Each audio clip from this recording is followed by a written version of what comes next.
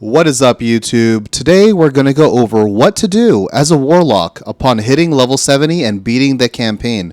So right away, when you beat the campaign, if you're already level 70 and you did my leveling trick to get capped out, I'll put a video to that at the end of this one, you should have at least full legendary armor, if not rare. The rare armor you can turn into legendary armor by, of course, going to the occultist here. You would load up your rare armor and choose any of the powers to turn into a legendary. Also, spoiler warning, there's going to be a spoiler right away. So if you guys want to avoid that, and I think it's actually kind of big, please exit the video now. Okay, so let's continue. So right away, upon beating the campaign, you should have at least 850 item level for your power, right? You should be maxed out already. Once you start farming and killing bosses, you might get lucky and get some 900 power. That's a good spot to start out. For me, the best start for endgame is Dreadclaws. Dreadclaws is really easy. You literally don't have to do anything. There's no specific gear you need to start pulling through. It's kind of like a mix between a summoning and a Dreadclaws build. So we'll go over my skills here. Here we go. So we'll do Command Fallen to generate our resource. I use Dreadclaws as our big spender, right? So we build up resources with Command Fallen, and then we spend it with Dreadclaws. I won't go too far into detail because my video does that more. So we'll just pretty much glaze through this. I do Nether Step, one of the best traversal and escape and oh shit buttons to press. And we do Sigil of Subversion, also increases your movement speed, so it really helps you clear dungeons or just get around hell tides, anything. And then our big daddy here, we got Fiend of Abaddon. You just drop this big bad boy on a bunch of enemies. We'll see it in action here in a bit. And you just let him cleave all those enemies down. We built this to where it's not on cooldown anymore, but spends resource, it uses dominance, and we're able to drop multiple of these big daddies at once. So you could, the most I've had, I think, is 3 to 4. Then, of course, our demon we have always around, our soul shard, is Command Agrom. So Agrom, he's just the big daddy that follows you around, and we built him to just constantly, passively spawn smaller daddies, right? The vile childs. That's the actual name. He spawns vile children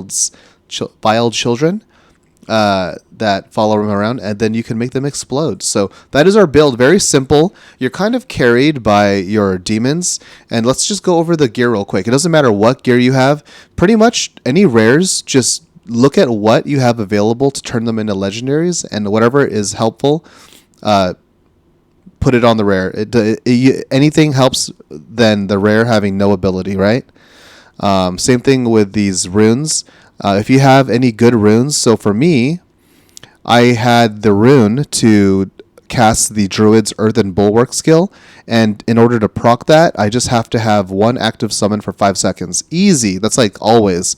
So if you have that, that's a really, really good one to increase your survivability. And then pretty much when you go to the blacksmith for your gear, let's make our way over there now. Just increase your survivability. You would go to tempering. You'd throw your gear in there. I would choose defensive, and either your choice. You could do max life or armor. You're going to need both, so I would go 50-50 on all your gear, right?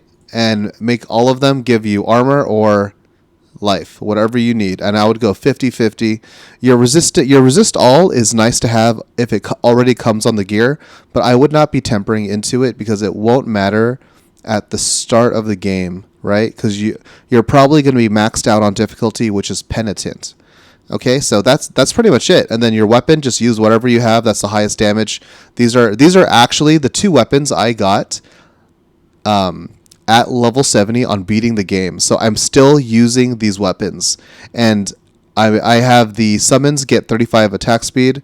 And this is just like a whatever. Damaging an enemy with a basic skill grants you 4% attack speed. So Yeah, what I'm trying to show you is that this is like a random ability. This is pretty useful, and it still got me to Torment 5 within an hour. So within an hour, I was able to get to Torment 5. So how did I do that? So let's open our season bonus or seasonal, I don't know, adventure. So right away, you're going to have to do this capstone if you have not beat the game yet. So once you beat the game, you'll be able to go to level part 2, I guess, of the adventure.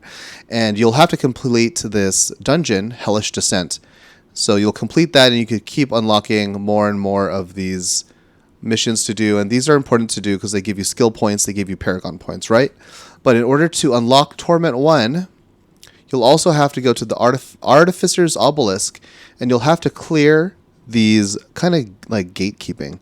So right here you see level 10 is Torment 1.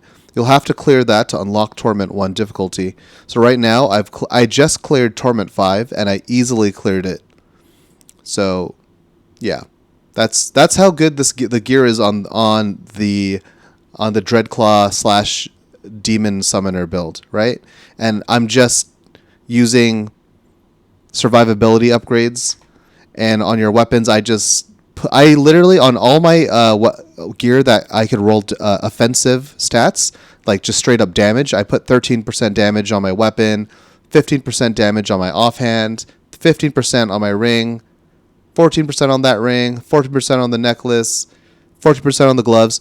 Like these all scale, and I believe your summons also gain a portion of those stats too. So early game, you're just brute forcing through it to get gear and get through all these requirements to get into Torment, right? And also, big tip, do not spend your Murmuring Obols until you unlock Torment 1, because uniques will not spawn from using those unless you're in Torment 1.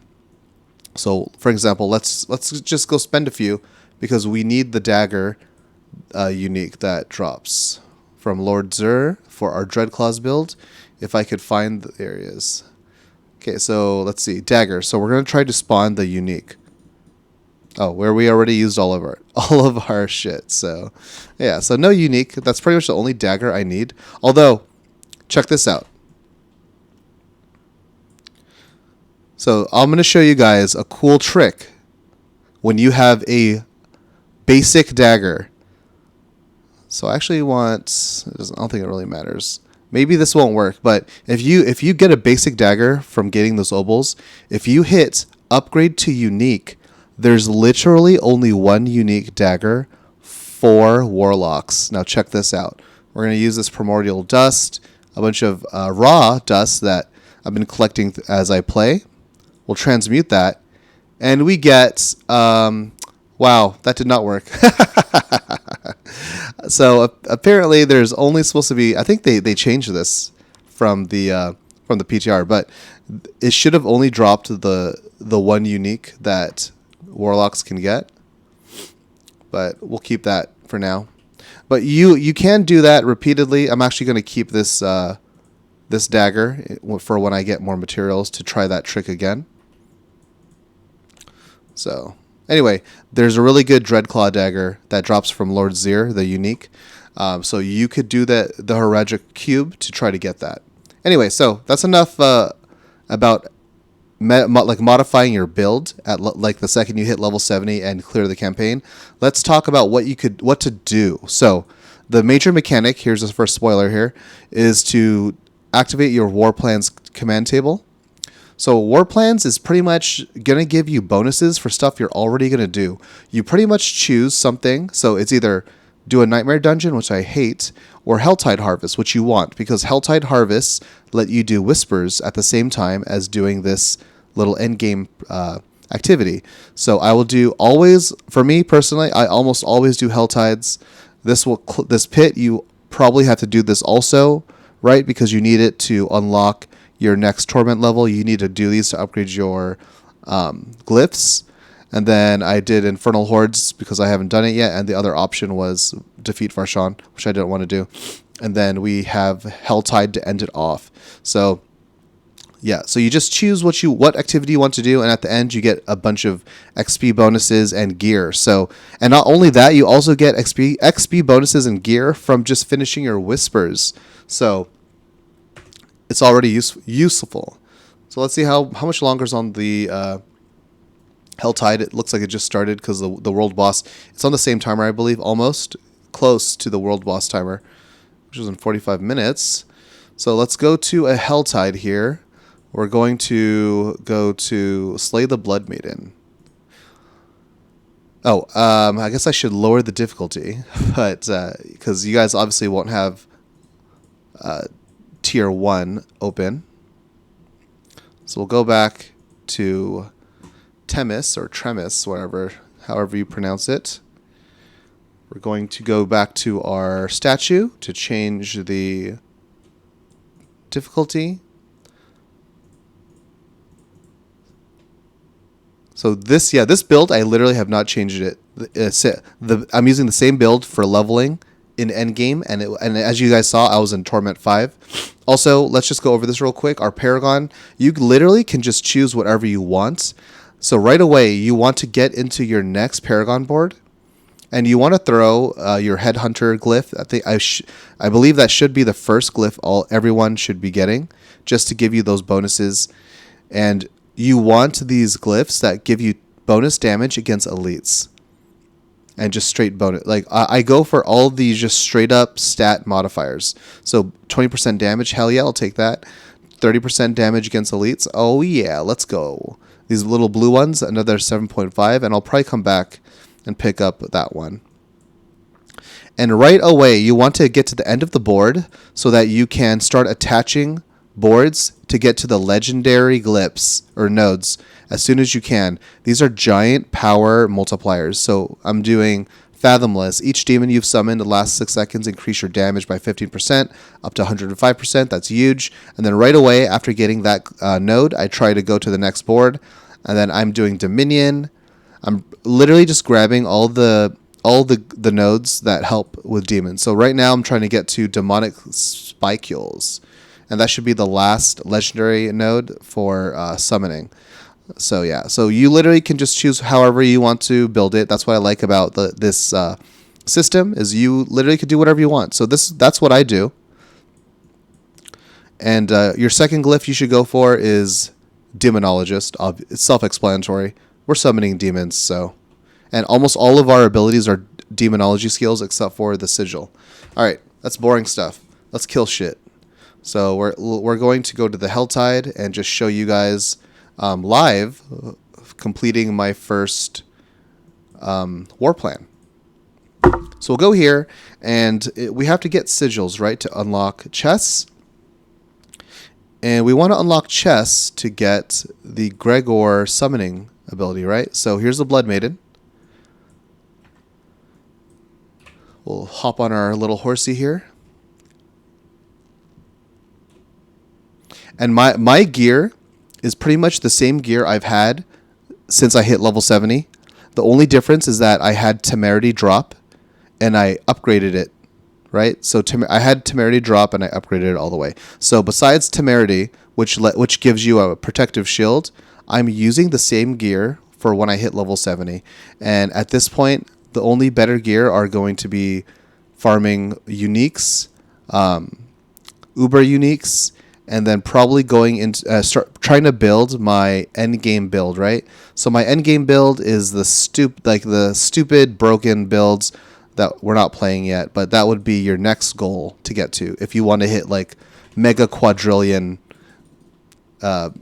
damage. Like the damage is so high it doesn't even fit on the fucking screen. So that's your goal from this point, and also to push higher torment levels. So as you can see, I'm like one-shotting stuff. So this is a reason I was able to within an hour get to Torment 5, right?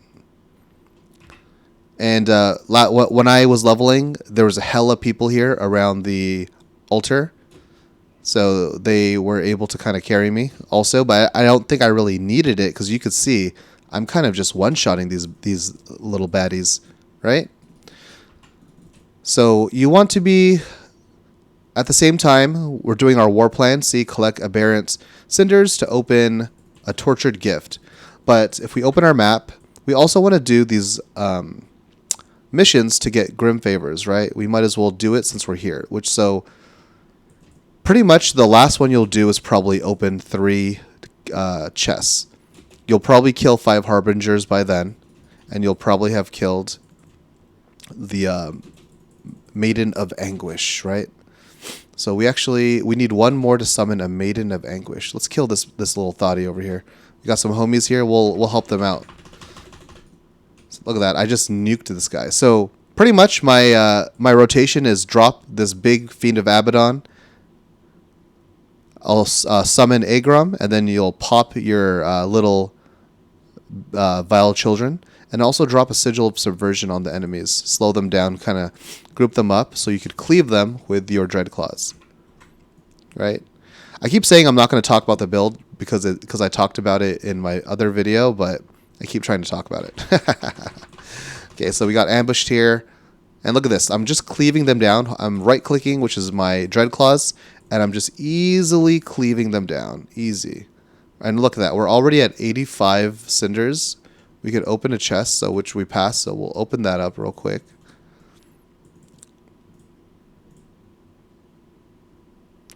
There's that. And we already finished our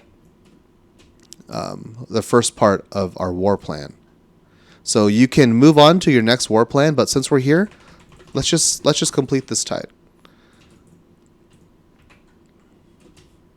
You're going to get a lot of experience by bumping it up to your max difficulty, which is going to be Penitent, because you just beat the game, right?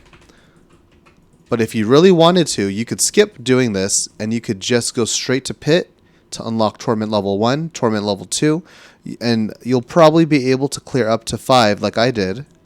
I'm not sure if the Temerity... Actually, maybe the Temerity helped a lot, because it lets me overshield myself with a potion, which helps a lot with you surviving damage, right? It really increases your survivability. So I'm just going to summon all my big daddies here in the center to kind of just start cleaving all these guys down in this event. Look at that. I just one-shot the boss. So yeah, you could, like I'm saying, you easily can pass Penitent.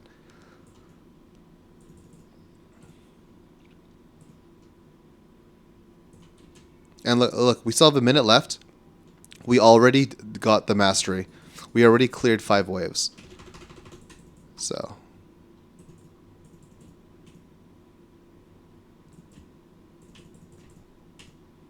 Alright, we're just going to complete this mission, and then I think we'll move on. No, let's just finish this.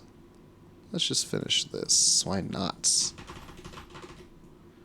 I love, this isn't the most broken build, but I think this is fun for me. You know what I mean? And it's obviously still strong. I think Warlock, it being the newest class, is kind of overtuned, so that kind of helps you make whatever build you want, because no matter what build you play, it's kind of good, right? You literally can play any build. Like, I'm not even using any builds really. Like my Paragon board, I was just going with the flow. Okay, so that was that. So we finished that. We could open another chest, which is right over here.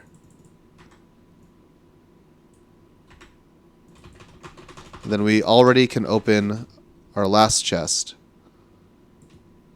Oh, by the way, also, as of 5/15/2026, there's a bonus where the Tree of Whispers gives you an extra cachet when you turn in Whispers. So that's another reason you want to complete your Whispers as soon as you can, because you are getting fat stacks. Also, don't be bad like me. Turn on your filters so you don't see blues. We're going to go to our last tortured gift thing over here. But we might as well farm and get one more, because why not? We need 2 more to open one more chest. Just come over here. Ooh, they're trying to ambush me. Let's go, baby. Take your ass out, son. There we go. See, now we have enough to get another chest. So we got 4 chests. Easy. It's only been a couple of minutes, and we already got 4 chests, right? And then I'm going to clear all these elites that are following me. Boom, got him. All right, so that's easy, right? So I'll showcase clearing a torment. I'm just trying to clear this so I can teleport safely, right? So we'll teleport out of this. We'll show a pit clear. So I'm using, like I said, I'm using the same gear from when I hit level 70, except for the temerity, but the temerity should not make too big of a difference, right? So let's head over to the pit. Enter the pit, which is our next war plan. So we're going to go to Torment 4. So you should be able to clear up to Torment 4 right away, and I'll show you how easy it is. So we go into Torment 4, and like I said, the reason you want to do the pit is so that you can upgrade your glyphs and unlock your future difficulty torments, right? So let's see how easy this is here. So this is just me using my basic attack, and I'm already melting. In my opinion, this is pretty good at melting, right? I'm already melting these guys from just my basic attack. And now I'm just going to cleave these guys down. We'll drop our Big Daddy-O.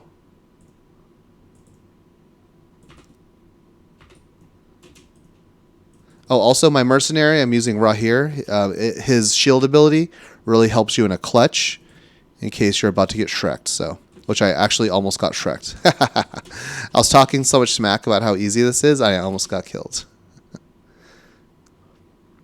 Let's show this traversal ability. So I pressed my Shadow Step ability. Look at that. You go underground. It's so broken. You are underground. You could travel through enemies, and you're invincible while you're traveling. Broken, dude. It's one of the best traversal mobility. Oh shit! Almost died. It's one of the best traversal abilities in the game, for sure. It's probably gonna get nerfed. I feel like so to nerf it, I think they would have to take out that you can't just path through enemies. And if they really wanted to nerf it, they would take out being invincible, right? Because it kind of gives you Elden Ring iframes. I could just easily get the fuck out of danger. And you could also use it. The best part of using it is like things like this, where I need to get to one side of the map. I just use it to start, speeding up. And this is it's kind of like mindless fun, this build. I could just build, you literally, like for me, I have it built to left click to build up resources, right click to cleave. Right, left click, build up resources, right click, cleave. Super easy.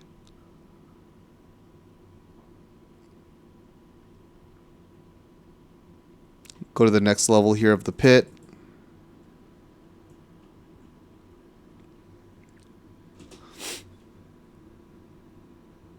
I usually try to skip most of the mobs unless they're grouped up like this, because they give you more advancement. And I usually run to the blues, because they are worth a lot more toward advancing the pit bar. And then if you guys are wondering what this purple path is for the Warlocks, if you run along it, it increases your movement speed. Very nice. So like this build is very good. I think it's even viable to be end game pushing for pit levels. You definitely need the Dreadclaw's unique weapon though, which drops off Lord Zur, in case you guys want to farm it, or Astaroth. So that's there in case you guys want to push those. But I would not push those. You can easily get to tier or torment 5, like I showed you. So I wouldn't push those until you get to 5, so that you have more drops when you beat those bosses.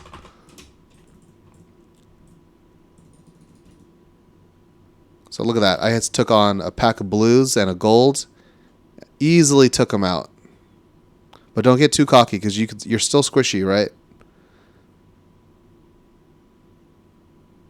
So I'm going to run past these guys. See, I use my Shadow Step to advance. Run past all these dudes. while I look for a... There he is. This literally puts the glyph Headhunter to its name. I'm looking for big name baddies to kill. Look at that. Easy, boys. Easy. Super easy. Okay. Next level. We're about to summon the end boss. We probably summon him right here from just killing these enemies, to be honest. Yep, there we go. So here he is. We'll drop everything. Drop your sigil on him. Summon your BD, the Big Daddy. We'll just call them BDs from now on. I'm cleaving to cleave down the boss and all those ads that showed up at the same time. Look, they're all dead. And we're done. And I only had to summon, what is that, one of the BDs? Easy. So pick up all your dirtle here. I'll go to your glyph stone. I'm going to start leveling up my demonologist because I want to increase my next radius at level 25. Might as well keep this going to level 50, right? Yeah. Oh, failed. We failed one. Oh, well. So that's it. So we'll teleport out of here. And when you start, your war endgame thing will only just be 2. So when you start, it'll just have 1 or 2 rows, 1 and 2. And I have 4 because I've been advancing it, obviously, right? So you also have these upgrade paths, kind of skill trees for each activity. So for the pit, I got 1. Ooh, +1 upgrade chance for cleaning the pits. Get that. I kind of like this, right? So I'll take that. But it's all up to you. There's no right or wrong answer. For me, I would like the extra upgrade chance. And that is it. Check the description down below if you want a link to the build I'm using. It is a leveling build, but like I said, I am using it still in endgame. And as you saw, I am just cleaving shit down, son. And yeah, you could definitely still tweak it to your taste. And I don't even have the Dreadclaw's dagger, which would even make this more stronger. So yeah, this is very good for you to start gathering all the necessary gear for the actual endgame build you want. So hopefully this helped you guys. This was just something I wanted to share because I was easily able to get to something that would have taken hours or days for some people in 1 hour. So, all right, I'll see you guys in the next video. And hopefully when I do my next recording, I have reached solo leveling tiers of power. Peace out.